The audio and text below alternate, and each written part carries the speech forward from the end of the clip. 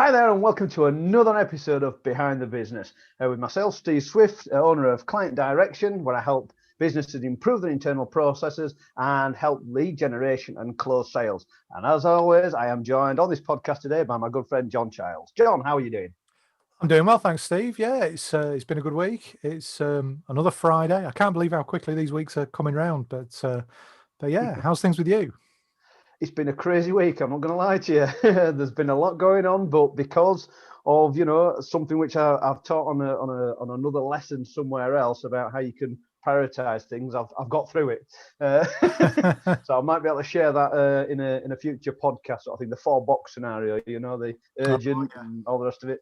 Yeah. So, but yeah, got through it. So I'm in all my sports gear today. I've been working out earlier on just to try and keep my body, mind, and my healthy mind, and all the rest of it. So I've said that wrong way around, but anyway. Keep my body healthy, my mind healthy. So that's why I'm in my joggers today. So I'm not going to apologise for it. But it's just nice to see you out of the tiger onesie, Steve. Oh well, usually, well, you blame lockdown for that, but yeah, we'll not go into that. So, but there we go. I bet people would have got nothing on about now. Well, not to worry. This week's episode, let's get into this. I will not apologise also, never mind for the onesie for anything, but I will be drinking a sugary non-alcoholic beverage. Other brands are available according to this one. So a bit thirsty and just need a bit more energy, I think. So haven't had enough fluids today. So what we're going to talk about in this episode, now I've rambled on for long enough, let's get into the meat and potatoes, so to speak. Over the last couple of weeks, we've been talking about researching your product. John gave a great analogy about the Chinese restaurant and the Indian restaurant, and really they needed an Italian restaurant. If you haven't listened to that episode, go back 2 episodes, because that's where we did that. And then last week, after we'd dealt with the product research, we did about the messaging of your research. So you're engaging with the right people and the right way to do it. And we touched on just a couple of points that you can look at to improve on that. So John and I had a bit of a discussion about what would be the next natural progression in these series of podcasts, which we are trying to keep in some kind of an order to actually help you flow your business in the right way. And what we decided to come up with was the fact that we deal with objection handling in today's episode. Now, John's going to take most of the lead on this because this is really where he comes into his own. So, John, I'm going to hand it over to you. And if I can be of any help at any time, just give me a shout and I'll be your assistant for today. I'm getting flashbacks So for those of you that don't know, me and Stephen, we met at high school, and I'm just getting flashbacks to Sugar Rush Steve at the moment. So this could be an interesting episode. But yeah, we're going to be talking about objection handling today. And really, we're going to be building on the foundation of the previous episodes. We talked a lot about research, a lot about knowing who your client is. And really, that's the first step to handling objections in your sales process. And I know that when we come to the sales cycle, Steve is going to be talking about that in much more detail in future episodes. But really, I wanted to start with really digging deep and looking underneath and saying, what is an objection and when do we actually object to things? Now, forget that we're talking on a business podcast or anything like that. Let's just talk generally about objections. When do you object to something? What is an objection? Well, basically, you object to things as a person when what's being offered to you, whether that's a product, a service, a person, or whatever, when that doesn't meet your criteria for what you want and need, or when it doesn't meet the standards that you hold for yourself and that you expect from yourself and from those people around you. Okay, so really, there's two strands to objections. Criteria being about the practical and physical aspects of what you're being sold or what you're looking at. Does it actually do the job? Does it meet the criteria of what you need it to do? And the standards is really about, does it or does the salesperson meet your moral criteria, your moral standards? Does it match your values and beliefs? Does it meet your drivers, what we called in previous episodes, the why of why you want to buy something, why you're looking to solve this problem? And I've got a little example that'll illustrate what an objection is, and hopefully we'll sort of revisit it through the episode, and you'll understand why I've given this example. But imagine a guy needs a new car, so he turns up at a car lot and he says, "I'm here. I need a new car."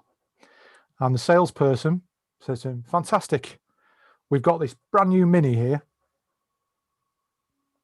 It's a car. It'll get you from A to B. There you go." And the guy goes, "I've got 5 kids and I live on a farm. Not a chance." Right? Now there's another person who walks into the Rolls-Royce dealership next door and says, "I need a new car." And the salesperson says, "How would you like to pay?" He says, "Bank transfer." "Certainly, sir. Step this way." Now, first of all, I want you to think about which of those salespeople would you rather be and why? And secondly, what is the difference in those two scenarios? Because at the fundamental level, that's 2 separate people going to 2 separate places for the same product. They're both shopping for a car. The car does the same job, but they've got different standards and different criteria. Now that's key, because if you're putting together a product, chances are it's going to be the same as somebody else's product, or there's going to be people out there doing similar things. But the difference, and the reason that the Rolls-Royce dealership has easier sales than the other one, is because the standards of the customer and the criteria for the customer are different. When you go to a standard car lot, the standard car lot is generic. It carries many different brands, advertises having many different brands, but each brand plays to a different set of standards, criteria, values, and beliefs for the customer. And that is where the objections are seated. Now, just take a second and think about that as it applies to what you're planning to do or what you already are doing in your business, because that is the key to where objections are coming from for you. And it doesn't just apply to the product, it applies to the salesperson. That product, the car, the Mini, might have been everything that person wanted. But if the salesperson turned up and said, "We've got this Mini. It's not bad. I haven't bothered to polish it, but you can take it for a test drive if you want." Are you going to be that interested? That's an objection. But that objection, and this is important, and this is important to people who are particularly in the coaching industry, as Steve will attest. It's about whether people trust that you're telling them the truth, you're presenting yourself in the best way, and whether they believe you. If you've got 2 car lots that are exactly the same, they both carry the same, say there's 2 Rolls-Royce dealerships next door to each other. The same guy, before he walked into that Rolls-Royce dealership, he looked at the windows, he looked at the 2 dealerships. They look exactly the same, except one of them has cut the grass. The other one has not. Which one's he going to go in? Well, chances are he's going to go in the one that cut the grass, because he's thinking, I want the best. And if they're paying that attention to detail, they'll pay that attention to detail to me, to the car, to everything else. Now, that is not about the product at all. That is about the salesperson. And I think what we'll probably do is we'll talk about that in more detail, possibly in the next session. But at the moment, what I want to do is look at the stages of objection handling. And to my mind, there's 3 stages of objection handling. Now, we're going to cover 2 of them today, and we're going to cover the 3rd one in the next session. The 2 that we're going to cover today relate to what you do before you even get in front of a client. And I know there'll be people watching this now going, "Oh, hang on a minute. I just want to know how to persuade people to give me a check." I know that that's going through some people's minds right now. but stick with it, because if you don't do this bit properly, you're making life hard for yourself. If you don't do this bit properly, you are the generic car dealership, not the Rolls-Royce dealership. And the reason that the Rolls-Royce dealership has an easier time of it is because it's specific. It's covering a specific product to a specific client, and it knows what that client's criteria and standards are. The problem is the same. They need a new car. But the standards and criteria of a Rolls-Royce driver are extremely specific. So a Rolls-Royce advert is going to, as we've said in the past, attract 25% of the people that read it and alienate 75%. And this comes back down to something that we talked about week on week on week, researching your client properly. That blueprint that Steve gave you for the client avatar, how to put it together, that is your Bible. Making sure your research is correct, that you've not got stuck in that echo chamber, absolutely key. Because when you've put your avatar together, you need to then use that to find out what criteria that ideal customer wants satisfying, what the standards are that they have for themselves, and those drivers that we talked about before, that feeds into that. But this is an additional piece of the puzzle that you need to think about very carefully. Now, once you've got that, you know what problem they have, and you know what problem that your product is looking to solve. But you might find that actually the problem that they had, based on the new information, is slightly different to the one that they told you in the first place, because not everybody knows everything that's going on under the surface. You might uncover something which will help you sell better, or it might mean that you need to tweak your product. But at least you know now, before you're trying to sell it to people and realizing that, oh, I'm getting returns because it's not quite meeting what needs to be done. And if you don't see what their problem is, then that tells you something else as well. You need to do some more research. But once you've got that information in place, then the second part of that first stage is you need to build the best possible product or service that you can build. And that means that you need to love the process of building it. You need to get really passionate about the fact that you're helping these people through this product. But don't get too tied up in your product, because you might have to change it. That product life cycle that we spoke about a few weeks ago, you need to have that in mind as well. Otherwise, you've put a product out, it'll sell for a while, and then you'll start to wonder what's going on there. Why are people suddenly objecting? Well, because now it's old news.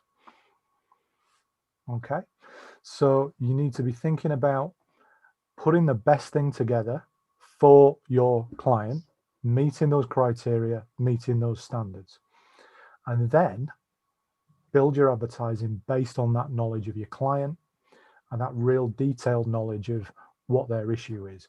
And you're building it, again, to attract the 25% of people that are going to read it and repel the 75%. You're not interested in being all things to all people, because all things to all people is toilet paper. And then, unless you're a toilet paper manufacturer, you're not interested in that.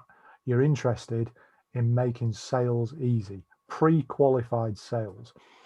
And that's really what objection handling is all about. It's making sure the right people are in front of you and that you've handled as much of what they need as possible. So the second stage in objection handling, before we go on to that, is there anything you want to add to that first stage, Steve? Does that does that make sense? Oh yeah, absolutely. I'm tapping away here, making copious notes, to be honest with you, John, because everything that you've been saying there. I mean, to start with, if you don't get a free Rolls Royce through all the endorsements you've given over the last 10 minutes, I'll be massively surprised. Good try there, sir. Right to you. I think Minnie got 2 look-ins and Rolls Royce just took over the show. I think we should have called Well, this if the you're going to endorse something, yeah. Yeah, they call that. Other luxury cars are available, by the way. Yes, it's a bit like the fizzy drink. Yeah, others are available. But yeah, you did mention quite. I mean, one of the latter points you made there about evolving your offer and your business as well, based on the feedback from your clients. That's imperative. That is a key point you put there, and just to really push that home, that if you're stagnant with your business model, if you are so adamant that you're frightened to change, or you feel like you're doing everything right and other people need to change to meet your service or your offering or whatever it might be, then you're really missing the game there, and you're not just leaving money on the table, you're missing out on big paydays, because the ones that are adapting based on feedback they're getting by listening to people, they're getting it, they're understanding the trick here, and that is to make sure that you're current and that you're being seen by the right people in the right way, which is, I know bleeds back into previous episodes, but it's certainly what you're just saying there. That was a really big point, and if people didn't quite get that, as we've said before, just go back about 5-10 minutes and just listen to that section that John said again. I know the rest of the session is going to be gold for you,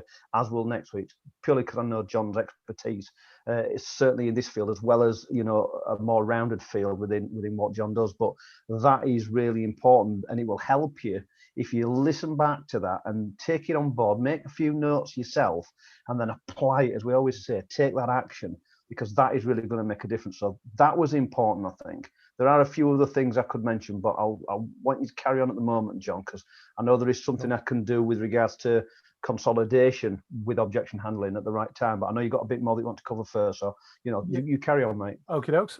So the second stage in objection handling is really about knowing who is likely to object and why they're likely to object. So we've just gone through knowing your client to the point where you're producing the best product and service that you can build for them, and building your advertising and building your offering around that, not around what you feel like might sell, basically, which is what a lot of people seem to do. Actually, John, just sorry, on that point there where you just said that exact thing you just said, there was a question put onto a face group early on today, and this is so prominent to what you've just said. And the person put this question saying, I'm looking at starting an online course. What do you think it should be about? And there was lots of people that gave some really different answers, I'll be honest. And mine was straight to the point, which is, if that's the approach you're taking, then you've really got this all the wrong way around. You need to maybe rethinking what it is that you're looking to achieve and what you can offer people that you are an expert in, or you have more knowledge than somebody else. Yeah. And then start thinking about what you're going to do.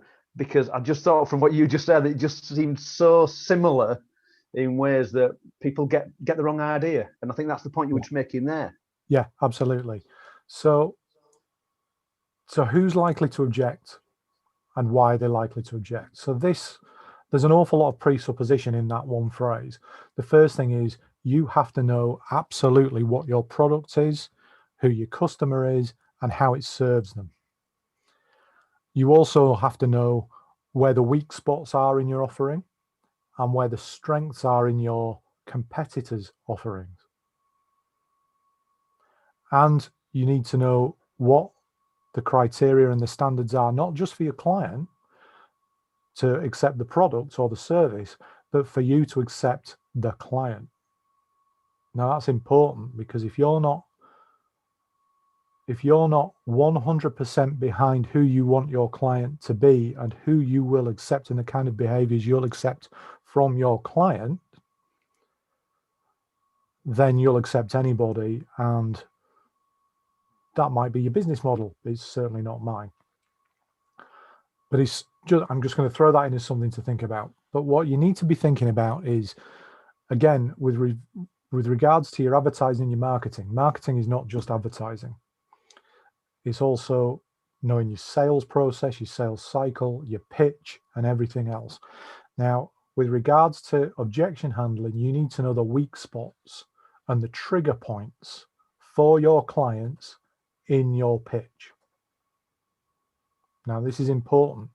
Whenever you're presenting any kind of information to a client, whether it be marketing data to a large corporation, whether it be a sales process to an individual, or a sales pitch to a medium to large HR department, or whatever it might be, whatever you're presenting, there are going to be trigger points in there for your audience, and you need to know what those are.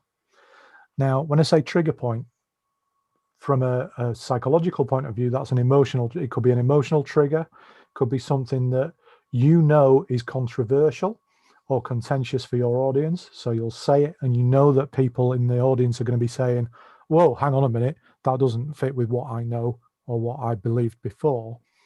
So you need to address that before they raise that.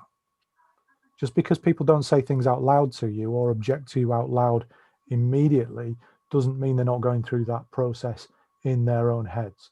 And you know what that process is, and you know where those points are going to be if you know your client. So you need to know those. And once you know those, or as an exercise, and this is going to be part of your homework, you can go through and you can work out, these are the things that I would expect somebody to ask me. These are the objections I would expect them to raise. These are the standards I expect them to have. These are the criteria that I think they need to meet. And it's very much like a job application. If you think about the job recruitment process, whenever a company puts out a job, they usually put out an advert, and that advert comes with a job description and a job specification. Now, this is something you can apply into this process. A job description is about allowing you, the client, to test that role against your criteria for a new job. Is this the kind of job I want? Does it pay me enough? Okay, the job in this case is the product. Now, the other thing you get is a job specification. Now, that is about saying to you, this is our criteria for you as our new product. If you don't meet this criteria, we are not going to take you on. We're not going to pay you. We're not going to buy your service. Okay?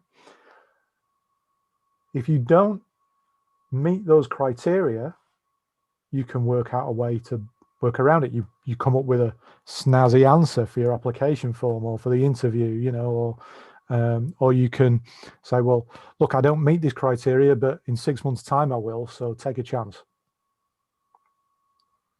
Because the point is, nobody in that situation wants to waste their time. As an applicant, you don't, and as an employer, they don't.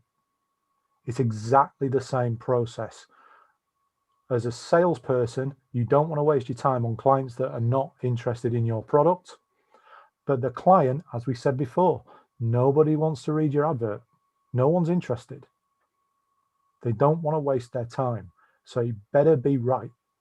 If you're selling to somebody, if you're interrupting their day to sell them something, you better be damn certain that it meets their criteria, solves their problem. So write out a job specification for your client's problem. What do they need your product to do? What does it need to meet? Does it have to fall into a certain price bracket for them? Does it have to fall into a certain level of convenience? If it's a product, does it have to be portable? Whatever it might be. I don't know what your business is. That's down to you. Your criteria for your client is going to be your client's criteria. But you can sit down and say, if I was my client, if I was buying this, what would be important to me? What would stop me getting my wallet out? Right, I'm going to write all these down. Right, okay, so how am I going to deal with this? What? Convenience. Right, okay, so how am I going to deal with it if they say, well, your competitor's got a more convenient product? What's my answer? Okay. Now, Once you've put that together, that's very powerful because that allows you to put together a pitch which answers those potential objections before they arise.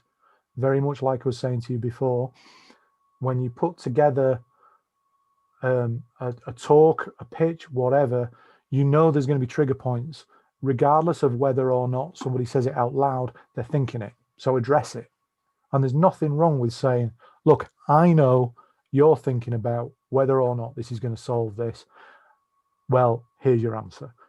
B, you can be very, very overt about saying, I know there's an objection and it's probably this.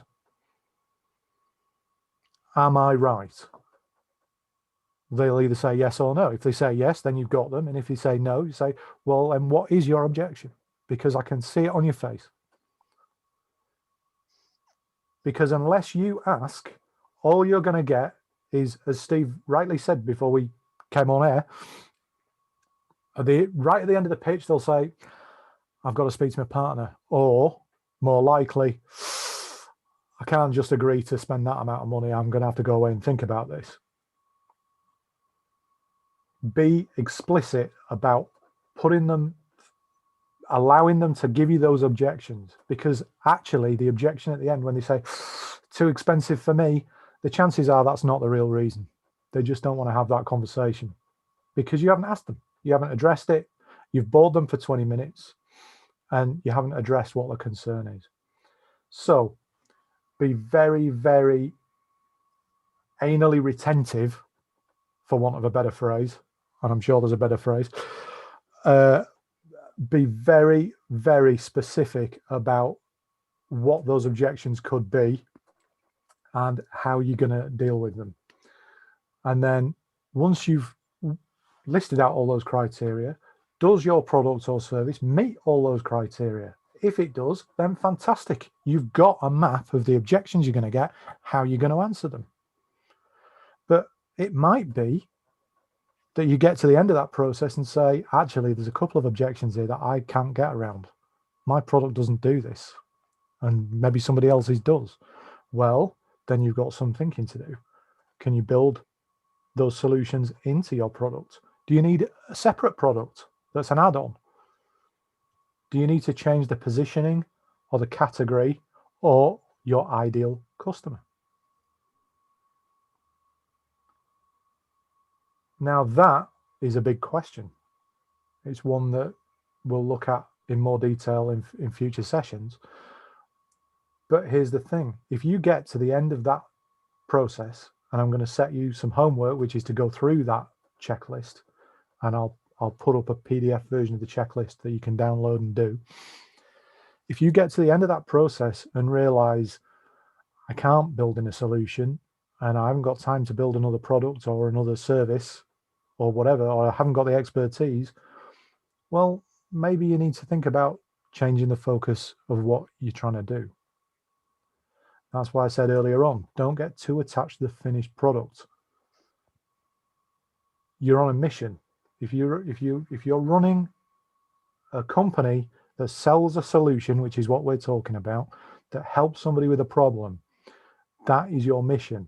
If what you're doing or what you're putting together, if you discover that it doesn't solve that problem in the way that you need it to solve, then you need to find another solution. Now, the third stage in objection handling happens when you're actually with the prospects, and we're going to deal with that in the next session, because I've given you an awful lot. I've gabbled an awful lot, but I've given you an awful lot to think about in that. You've got some homework which is going to take you some time to do. As I say, I'll put that PDF up so that we can you can download it and you can work through that checklist. You're going to need the result of that checklist for your next session, which will be next Friday. But that is all I've got for you today, Steve. Anything else you want to add? Talk about over-delivering in just 30 minutes, John. I don't know, you managed to cram that in. And like you said, it is important that people probably revisit this episode a number of times. And like you said, the PDF will make sure that goes in the show notes afterwards so people can get access to that. But there is so much information and actionable things that you've just said there, and things to open people's minds up that maybe not necessarily thinking or have even considered before. The objections that you need to do, or that you come across, they require what we call consolidation as part of your presentation. And I know we'll touch on the consolidation and the input I had on that next week, because I think it's more fitting doing it there. But also, right, the top of the podcast meant about the meeting the expectations or fitting certain criteria, with the way that people are presented or are approached by people in that initial, what we class as an icebreaker situation, to find that common ground and one thing or another. And that's more selling cycle scenario, which that's a whole podcast on itself, and probably a couple actually, because there's so much. This topic we're on about now, like I said, you've got objections which go into consolidation, which is another area altogether, and that's just on one piece. Your expectations and your criteria, again, that's all part of your presentation of your offer, which we've touched on previous podcasts, and what we'll touch on not just today but next week's, and then in future podcasts as well. So it is a big aspect of many parts of your business. So I know we're trying to cover this in the right way, and you might, when you're listening to these, if you're on the audio on iTunes, etc., in your car, or you're watching it on YouTube or on the Behind the Business.uk website, just a selfless plug there for us both, then you'll notice that we're trying to keep it on topic and keep that flow going. But this is certainly something which crops up at multiple stages in a business, and consistently and all proper Yorkshire came out there as well, so I could tell I'm from Yorkshire. But there's many times where this particular topic will come up in your business, so it's so important this week and next week's episode that you really understand it and take that time to listen through it a couple of times on each episode, because it is such a big part of a business. So understanding, like we said, the expectation for a salesperson and how they relate to the buyer, to the client that's coming in, and how that comes across with the rapport that they have. Understanding this person's come in the door, what do they want? I think I gave a bit of an example on a previous podcast we did about when I was a mechanic for a main franchise, and the sales rep just didn't get the person that came through the door. The person that came through the door, the chap knew what he wanted, but the sales rep, he was very robotic. He'd just come out from university, and there's nothing wrong with university, but it's the fact that he was conditioned to speak almost scripted. So he wasn't listening to the potential customer. He wasn't sympathetic to his situation. He wasn't empathetical, and he just didn't understand in general that this guy knew what he wanted, and he just wanted some simple answers, and the deal was going to be done. But because of the way that person approached that potential customer, he blew the deal. I literally went running over him, and I had my oily overalls on and everything. I was a mechanical engineer in a previous life, and I went over and I'd heard what was going on, and I said, "Excuse me, look, if you can just give me," and the guy was literally outside the dealership. I said, "Look, if you can just give me 2 seconds of your time, I couldn't help but overhear you were on about wanting this particular type of car. Can I ask you why you looked at that particular car? Because I work on them, so I might be able to give you some insight into what's going to be the best thing for the type of use." It's a bit like what you said to begin with about the Mini and the farmer and the 5 kids sort of thing. Yeah. Mini, yes, there's some good Minis that can do some off-roading, but maybe not as much as more as an SUV or, other types of vehicles. So it's fit for purpose. What are they going to use it for?